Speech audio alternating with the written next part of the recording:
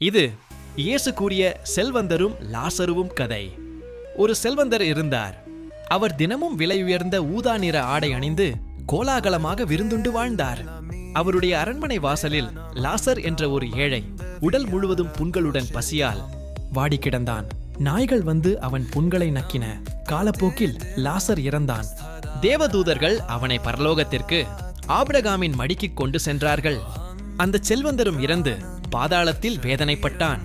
நெருப்பில் துடித்த செல்வந்தர் தூரத்தில் லாசரை கண்டு, ஆபிரகாமே, லாசரை அனுப்பி ஒரு சொட்டு தண்ணீரால் என் நாவை குளிர பண்ணும் என்று கதறினார். அதற்கு ஆபிரகாம், மகனே, நீ பூமியில் உன் சுகத்தையும் லாசர் தன் துன்பத்தையும் அனுபவித்தீர்கள். இப்போது நிலைமை மாறிவிட்டது.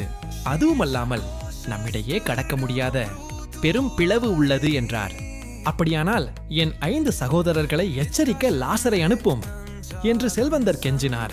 அதற்கு ஆபிரகாம், அவர்களுக்கு வேத வாக்கியங்கள் உண்டு.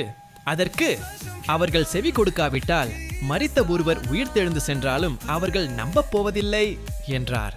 கதையின் நீதி: நம்முடைய பூமிக்குரிய வாழ்க்கை நம்முடைய நித்திய வாழ்வை தீர்மானிக்கிறது. நாம் மற்றவர்களுக்கு காட்டும் இரக்கமும் அன்பும் பரலோகத்தில் கணக்கிடப்படுகிறது. வாய்ப்புகள் இருக்கும் போதே நாம் சரியானதை தேர்ந்தெடுக்க வேண்டும். இந்த கதை உங்களுக்கு என்ன கற்றுத்தந்தது? உங்கள் எண்ணங்களை கருத்துகளில் பகிர்ந்து கொள்ளுங்கள். இந்த கதை உங்களுக்கு பிடித்திருக்கும் என்று நம்புகிறேன். இது போன்ற குட்டி ஸ்டோரிஸ்களை நீங்க பார்க்க விரும்பினால் எங்க சேனலை மறக்காம சப்ஸ்கிரைப் பண்ணுங்க.